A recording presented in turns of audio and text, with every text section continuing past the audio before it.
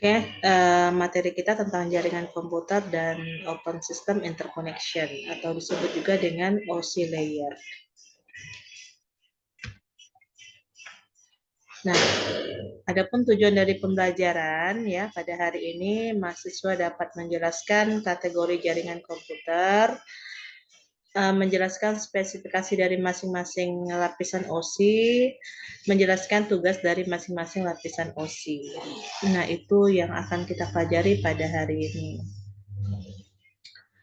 Oke, nah jaringan komputer. Yang minggu kemarin kita sudah membahas juga mengenai komunikasi data dalam jaringan ya. Nah, kali ini kita membahas mengenai jaringan komputer, yang mana pada hari ini tidak hanya pengertiannya saja, tetapi kita juga belajar mengenai eh, lingkup dari jaringannya ya, kemudian topologinya, ya. Nah, kemudian berdasarkan fungsinya, nah ini nanti akan kita bahas. Sebenarnya luas ya untuk apa namanya yang harus dipelajari untuk berkaitan dengan jaringan komputer. Nah, kalau dari segi pengertiannya ya, jaringan komputer adalah suatu sistem yang di dalamnya terdiri dua atau lebih perangkat. Jadi minimal ada dua perangkat ya yang saling terhubung, yang mana tujuannya itu adalah untuk dapat berkomunikasi. Nah, dapat mengakses informasi, dapat memberikan layanan ya atau meminta layanan. Nah, itu adalah pengertian dari jaringan komputer ya. Jadi dia minimal dua perangkat atau lebih, yang mana tujuannya adalah untuk dapat berkomunikasi, mengakses informasi, meminta atau memberikan layanan atau servis ya dari komputer satu ke komputer lainnya. Nah, itu yang harus kalian pahami ya mengenai makna dari jaringan komputer. Nah, jadi jaringan komputer ini pembahasannya yang pertama adalah kita akan membahas berdasarkan geografis atau lingkupnya ya atau jangkauannya. Nah, yang pertama adalah LAN. Nah, mungkin kalian pernah belajar ya jaringan yang berkaitan dengan lingkupnya. LAN itu adalah kepanjangan dari Local Area Network ya. Nah, kalau dari kata lokal berarti dia hanya di lingkupnya kecil ya. Nah, jadi merupakan jaringan yang mencakup wilayah kecil ya. Salah satunya adalah jaringan komputer yang berada di lingkup sekolah, kampus atau kantor. Nah, jadi ini lingkupnya dalam satu gedung ya. Nah, jadi kalau satu gedung berarti dia hanya lokal saja ya. Nah, jadi seperti itu. Nah, kemudian ada berdasarkan geografisnya ya. Nah, kalau lokal ini ya, biasanya ini kita berbicara mengenai bentuk jaringannya dan biasanya menggunakan pengkabelan. Nah, kalau LAN itu biasanya menggunakan pengkabelan yang biasanya kalian pakai di lab biasanya ya. Nah, itu adalah jaringan yang sifatnya lokal, yang mana dia menggunakan jaringannya itu menggunakan kabel. Nah, kemudian MAN atau Metropolitan Area Network ini merupakan jaringan di dalam suatu kota dengan kecepatan transfer yang lebih tinggi, ya. Nah, jadi lingkupnya lebih luas lagi, ya. Nah, jadi jaringannya itu dalam satu lingkup suatu kota, misalnya di Pontianak ya, misalnya di Pontianak ini ada jaringan suatu instansi gitu ya. Instansi A memiliki jaringan, mungkin instansi B juga memiliki jaringan, tapi lingkupnya adalah di suatu kota gitu ya. Nah, itu namanya jaringan Metropolitan Area Network.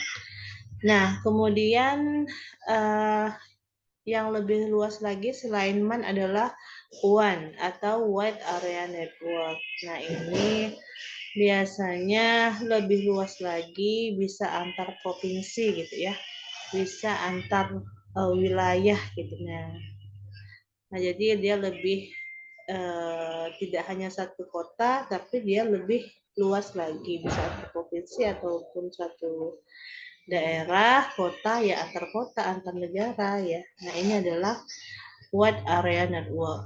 Nah, misalnya sebuah instansi atau perusahaan yang misalnya ada di provinsi A ya, dia juga ada di provinsi mana gitu. Nah, jadi di antar provinsi. Nah, itu berdasarkan geografisnya. Oke. Terus tadi ya. Nah, sekarang kita bicara mengenai fungsinya ya. Nah, jadi fungsinya ini biasanya berfungsi sebagai peer to peer. Nah, kalau jaringan peer to peer ya itu biasanya ya dia komputernya menggunakan peer to peer ini misalnya 2 komputer gitu ya. Nah, dia dapat difungsikan sebagai klien dan juga dapat sebagai server. Misalnya gini, ada 2 buah PC gitu kan. PC A sama PC B. Nah, jadi dia terhubung jaringan misalnya menggunakan kabel gitu ya. Nah, jadi si komputer A itu bisa mengirim data ke komputer si B. Nah, jadi dia ibaratnya si A ini bisa memberikan layanan ke si B gitu ya. Nah, itu dia fungsinya sebagai server. Yang si B ini kan meminta data gitu ya. Jadi yang meminta data itu disebut juga dengan klien. Nah, jadi selain si A itu bisa memberikan data, si B juga bisa memberikan data ke si A gitu. Jadi dia fungsinya bisa sebagai klien, bisa juga sebagai server. Jadi seperti itu, ya. Nah, itu jaringan peer to peer. Nah, oke. Kalau untuk dari segi kekurangan ya, memang ini tidak cocok untuk dipakai skala besar ya. Karena pastinya pengadministrasiannya tidak terkontrol ya. Nah, kemudian dari segi keamanan ini sangat rentan terhadap serangan dari luar ya. Nah, karena ya, tidak ada pengamanan ya secara keseluruhan komputernya. Jadi seperti itu. Nah, untuk komputer berdasarkan fungsinya, tadi yang pertama adalah peer to peer ya. Yang kedua adalah jaringan komputer client server. Nah, ini biasanya lingkupnya itu dalam sebuah satu instansi gitu ya. Misalnya ada beberapa PC dalam instansi tersebut, misalnya dalam sebuah kampus gitu ya, yang mana pastinya banyak pengguna yang mengakses ke sebuah server. Nah, jadi adanya server ini adalah yang memberikan layanan kepada si klien. Kenapa butuh server? Karena kliennya ini banyak ya, bisa 100 klien, bisa 200 klien ya. Misalnya kayak di kampus kita gitu ya. Ada 1.000 mahasiswa gitu kan, ditambah dengan stafnya juga termasuk klien. Yang mana di kampus itu pasti ada namanya server. Misalnya kayak kita mengakses Yakat, ibu juga mengakses Yakat, ibu juga disebut klien, kalian juga boleh disebut klien ya. Yang mana ada server yang tugasnya yang memberikan layanan. Nah, itu merupakan jenis jaringan komputer client server ya. Jadi, client server itu bedanya dengan peer to peer. Kalau peer to peer itu dia tidak ada servernya. Maksudnya di sini adalah tidak ada pusat komputernya gitu ya.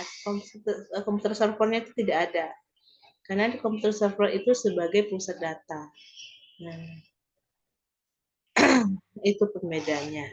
Dan biasanya si klien ini jumlahnya lebih banyak daripada peer to peer. Jadi seperti itu ya. Jadi server bertugas melayani ya yang disebut yang memberikan pelayanan kepada si klien ya. Nah, jadi ada server, ada klien. Server yang melayani, klien yang meminta. Oke. Kalau untuk kelebihan dan kekurangannya ya, layanan yang diberikan pasti lebih baik daripada jenis layanan jaringan peer-to-peer. Karena memang server itu kan sebagai pusat data dan pastinya komputernya juga lebih tinggi high ya speknya supaya bisa memberikan layanan ya kepada si klien. Untuk mengatur jaringan ini lebih mudah karena kontrol dapat dikendalikan tapi terpusat. Peletakan data serta fasilitas menjadi tersentral karena server itu dan semua data-data itu terpusat ya pada komputer server. Untuk meningkatkan performa jaringan hanya dibutuhkan upgrade komputer server. Nah, pastinya kalau untuk komputer server ini harus ya memiliki performa jaringan yang harus lebih baik daripada komputer klien. Karena dia sifatnya memberikan pelayanan. Kalau untuk kekurangannya ya dari klien server ini butuh yang namanya tenaga administrasi ya, administrator namanya, yang bisa menghandle atau merawat ya jaringan komputer. Kemudian untuk komputer servernya juga butuh spek yang lebih bagus dan tentunya biaya juga yang lebih besar ya. Nah, kemudian semua kehandalan jaringan itu tergantung pada komputer server juga. Jadi yang lebih banyak makan biaya itu pada komputer servernya ya. Nah, jadi itu yang harus diperhatikan ataupun mungkin kekurangan ya untuk bagaimana supaya bisa membangun jaringan client server. Oke.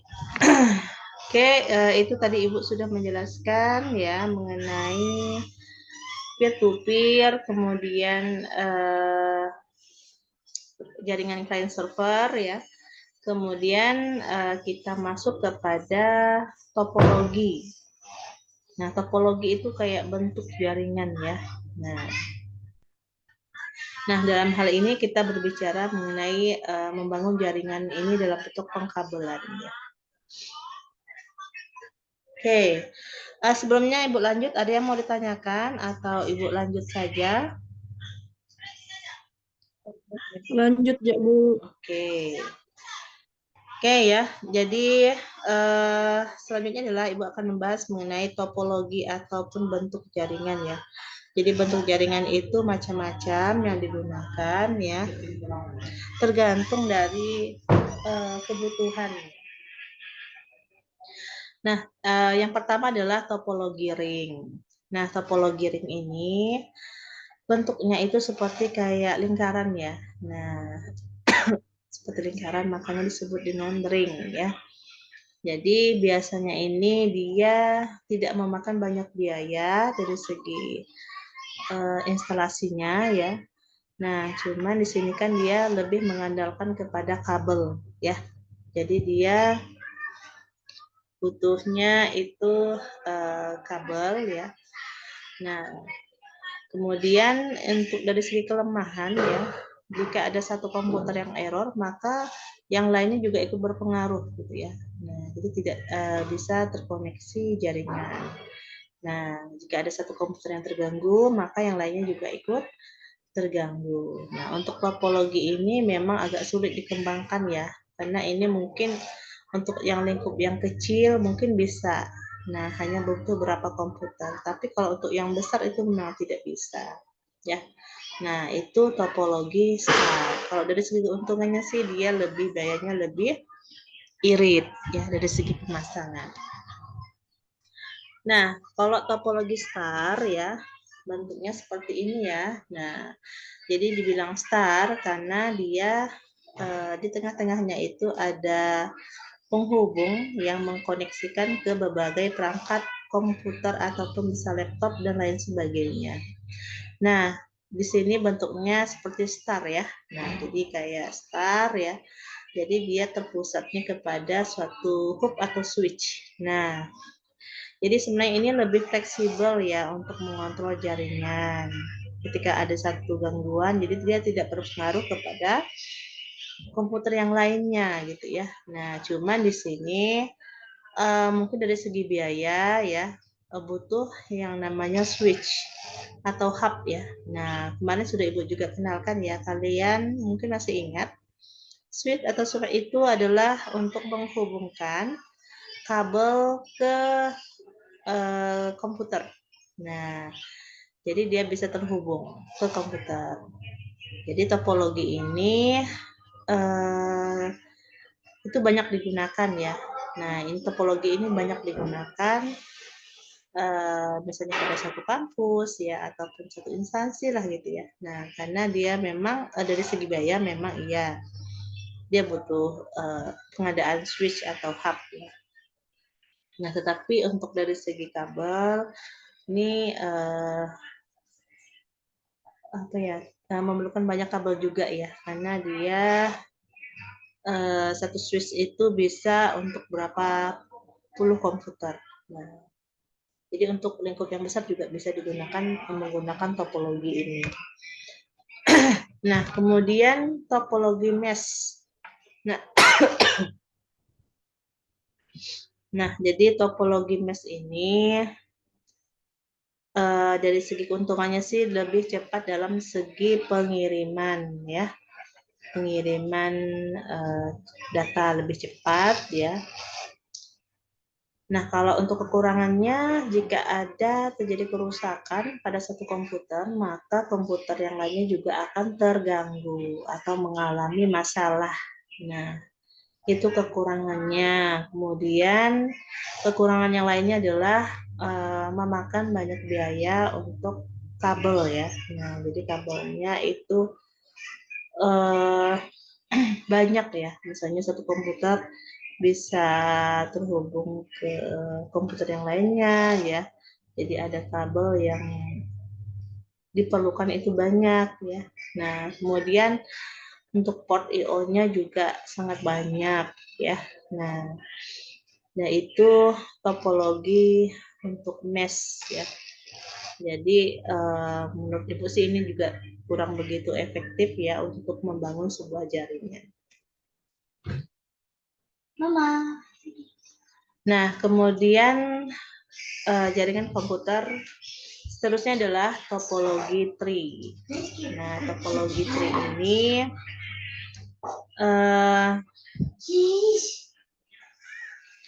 nah jadi bentuknya kayak percabangan ya. Nah, jadi kayak pohon yang punya cabang gitu kan. Nah, jadi dia bentuknya seperti itu.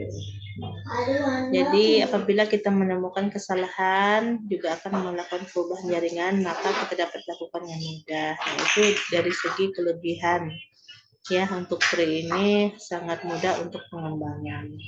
Kalau kekurangan untuk membangun model topologi jaringan ini membutuhkan biaya yang banyak ya, misalnya untuk kabel, untuk konektornya ya. Nah, jadi topologi ini sering terjadi tabrakan. Nah, mungkin untuk dari segi kelemahan yang lainnya adalah lambatnya koneksi atau tabrakan koneksi ya. Nah, jika terjadi jaringan yang tingkat tinggi. Nah, jadi untuk kelebihannya itu mudah dikembangkan, cuman dari segi kekurangannya biaya pastinya ya. Kemudian untuk terjadi tabrakan atau kesalahan jaringan itu tingkatnya tinggi. Nah, jadi masing-masing punya kelebihan dan kekurangan ya. Oke, itu tadi Ibu sudah menjelaskan mengenai topologi jaringan atau bentuk-bentuk jaringan ya. Nah, jadi seperti itu, tapi tergantung kebutuhan lagi sebenarnya ya. Nah, apakah dia lingkupnya besar ataupun lingkup kecil gitu ya. Nah, seperti itu. Oke. Ibu lanjut lagi ya. Nah, jadi ini pembahasannya beda lagi ya. Ini pembahasannya mengenai Open System Interconnection atau disebut juga dengan OSI. Nah, jadi sebenarnya OSI itu merupakan standar komunikasi yang ada pada jaringan, ya. Jadi standar komunikasi itu disebut dengan OSI. Nah, OSI itu dibuat oleh ISO ya, itu tahun 1977 di Eropa. Nah, jadi tahun 77 itu sudah ada standar komunikasi yaitu namanya OSI. Nah, kenapa harus ada OSI ya? Nah, jadi supaya memudahkan memahami cara kerja jaringan. Jadi supaya kita itu tahu bagaimana sih jaringan mulai dari pengiriman data sampai diterima oleh komputer yang lain atau perangkat komputer digital yang lain gitu ya. Nah, itu kita memudahkan memahaminya. Kemudian breakdown persoalan komunikasi data untuk mempermudah troubleshooting. Nah, jadi kalau dengan mempelajari OSI ini juga akan mempermudah jika terjadi permasalahan-permasalahan dalam komunikasi. Kemudian memungkinkan vendor atau pakar untuk mendesain dan mengembangkan hardware software. Nah, tentunya vendor ini ketika memahami ya bagaimana cara kerja jaringan, ya tentunya mereka juga akan bisa mendesain atau mengembangkan hardware ataupun software jaringan. Kemudian menyediakan standar interface bagi pengembang perangkat yang melibatkan multi vendor. Jadi menyediakan standar interface, misalnya standar interface untuk perangkat-perangkat yang berkaitan dengan jaringan gitu maksudnya ya. Nah, jadi misalnya komputer ini harus standar komputernya itu harus gimana gitu supaya bisa terkoneksi internet gitu ya. Nah, jadi seperti itu. Oke, kita lanjutkan lagi ya. Jadi OSI itu ada 7 lapisan ya. Nah, mungkin Ibu jelaskan di sini ya. Nah, lapisan pertama itu namanya dari bawah dulu ya. Nah, dari fisikal. Nah, ini fisikal sampai transport ini lebih kepada berkaitan dengan data mengalir ya, data mengalir. Data itu mulai dari bits, kemudian bentuknya frame, bentuknya packet sampai segmen ya. Nah, kalau dari 567 ini lebih kepada user interface ya, bagaimana datanya itu nampil ya ke dalam sebuah aplikasi. Nah, jadi pembahasannya lebih ke situ ya. Nah, oke, ini akan Ibu bahas satu persatu ya. Nah, pada lapisan pertama itu adalah physical layer. Nah, physical layer ini lebih kepada bentuk interface ya dari media transmisi. Misalnya physical layer ini misalnya media transmisinya apakah berupa kabel gitu, apakah berupa sinyal gitu ya. Nah, apakah berupa infrared gitu ya ataupun yang lainnya gitu. Nah, jadi lebih kepada media transmisi ya, bentuk fisik dari media transmisi. Nah, itu namanya physical layer dan biasanya ini datanya ini akan dipersiapkan dalam bentuk bit ya.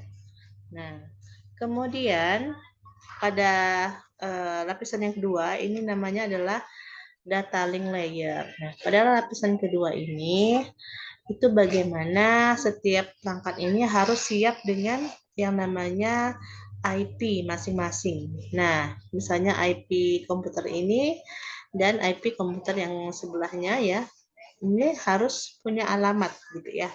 Nah, lebih kepada pengalamatan fisik. Nah, jadi kalau mau ngirim data kan harus punya alamat ya. Nah, jadi harus setiap komputer juga punya alamat IP namanya. Nah, ini datanya biasanya udah bentuk dalam frame ya. Nah, kemudian pada lapisan yang ketiga adalah network layer. Nah, ini bagaimana menentukan rute yang dilalui oleh data. Nah, menentukan rute yang dilalui oleh data ini ya tentunya harus menyiapkan yang namanya pengalamatan ya. Alamat yang dituju itu berapa IP-nya gitu ya. Kemudian data paketnya ya. Kemudian rutenya. Nah, kemudian path determination atau penentuan tujuan. Nah, ini harus dipersiapkan ya. Itu di bagian network layer. Jadi seperti itu. Nah, pada lapisan yang keempat, ini namanya transport layer. Nah, jadi transport layer ini bagaimana dia bertanggung jawab ya bagaimana itu datanya itu bisa sampai ke tujuan gitu. Jadi bagian inilah yang bertanggung jawab untuk data itu sampai ya, atau komunikasi atau data itu sampai kepada si penerima ya. Nah, jadi ini yang tanggung jawabnya adalah bagian transport layer. Nah, ini datanya sudah berupa paket data ya, ataupun frame segmen data ya. Nah, ini sudah datanya itu sudah berbentuk segmen data. Nah, kemudian, nah ini lapisan yang kelima ya, yang namanya adalah session layer. Pada layer ini ya, layer session ini bagaimana memulai, mengontrol dan mengakhiri suatu percakapan. Nah, jadi ketika data itu masuk ya, nah misalnya kayak chatting lah ya, nah misalnya ada percakapan kayak gitu, nah ataupun mengirim data berupa apa gitu ya. Nah, ini bagian yang namanya session layer ya. Nah, bagaimana nanti dia memulai, mengontrol dan mengakhiri suatu percakapan ya, kayak chatting seperti itu. Kemudian lapisan yang keenam ya, itu namanya presentation layer. Nah, di mana di bagian ini supaya data itu bisa nampil, tentu butuh yang namanya kayak misalnya web browser gitu ya. Misalnya kalian mau ngirim email gitu kan, tentunya butuh web browser untuk membuka email tersebut. Nah, jadi oke, mohon maaf ya Ibu salah. Maksud Ibu itu di bagian aplikasi ya. Kalau presentation layer ini bagaimana mengubah, mohon maaf ya, ini mendefinisikan format data menjadi ASCII. Maksudnya di sini adalah ketika data-data yang dikirim itu kan bentuknya dalam bentuk biner ya. Nah, tentunya dalam presentation layer ini dia mengubah menjadi bahasa yang bisa dipahami oleh manusia, ya. Nah, seperti itu. Kemudian, nah di tahap aplikasi, nah ini yang Ibu jelaskan tadi ya. Kalau di tahap aplikasi ini, bagaimana supaya kita bisa lebih kepada interface ya, antar muka. Nah, jadi lebih kepada antar muka, misalnya kayak web browser ya, supaya kita bisa buka email, tentunya butuh yang namanya web browser. Supaya kita bisa Zoom, supaya kita bisa berkonferensi ya, mungkin butuh yang namanya Zoom seperti itu, atau Skype ya. Nah, atau membuka sebuah web, nah tentunya yang namanya di bagian application layer ini yang bagiannya untuk menyediakan aplikasi jaringan ya, jadi seperti itu. Oke, nah kira-kira ada yang mau ditanyakan mengenai OSI tadi sudah Ibu jelaskan ya, kemudian jaringan tadi, kemudian bentuk topologi beserta apalagi tadi itu ada peer-to-peer, ada client server ya. Nah, jadi silakan jika ada yang mau ditanyakan ya. Nanti Ibu minta tolong ya ke tingkat mohon di screenshot nanti yang hadir pada hari ini. Kalau yang Ibu akses disiarkan itu sekitar ada 40 mahasiswa yang sudah KRS online. Nah, apakah di sini masih ada yang belum KRS? Kalau memang belum ada ya, Ibu Mesih minta direkap aja ya kepada ketua tingkat untuk yang hadir pada hari ini. Saya tolong direkap ya. Silakan jika ada yang mau didiskusikan.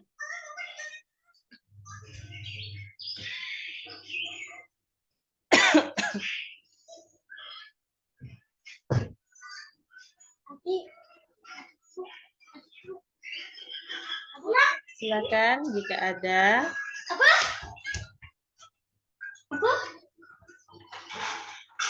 Sepertinya tidak, Bu. Sepertinya tidak ya. Oke, untuk screenshot absensi sudah dilakukan belum nih? Sudah, Bu. Oke, baik. Sudah ya. Memang apakah memang tidak ada pertanyaan nih? Bu, izin bertanya, Bu. Oke, siap. Silakan, Bang. Ini memang di luar materi. Kan ini direkam, Bu. Rekamannya tuh bolehkah kami minta, Bu? Oh, boleh. Sebenarnya Ibu kalau setiap yang Bu rekam tuh, biasanya Ya, Ibu Bu. posting ke apa YouTube ya. Cuman kadang ada sempat, kadang enggak, ada yang sempat Ibu posting, ada yang enggak gitu. Kalau kalian mau, nanti Ibu posting dulu ke YouTube ya, biar nanti kalian dapatkan link YouTube-nya saja gitu ya. Baik, Bu. Baik, Bu. Boleh. Boleh, Bang. Terima kasih. Ya. Oke, ada lagi?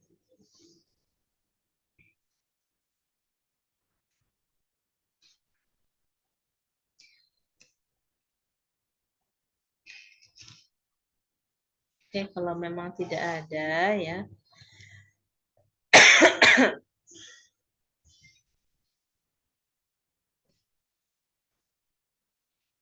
Di akhir dari slide ini ada kuis. Nah, nanti ini hanya 3 soal saja ya, Ibu minta kalian kerjakan dan dikumpulkan di Google Classroom ya. Nah, jadi tugasnya ini adalah ini ya, sedikit saja ya. 3 soal. Kemudian kalian nanti kerjakan di kirim di Google Classroom, diketik saja ya. Nah, oke, bagi yang mungkin belum punya laptop, boleh mau ditulis juga boleh ya. Nah, kalau misalnya ada yang belum punya laptop, mau ditulis, jangan lupa difoto, tapi hasilnya jangan buram ya. Nah, oke, itu saja. Untuk Google Classroom, komunikasi data sudah Ibu buat belum ya?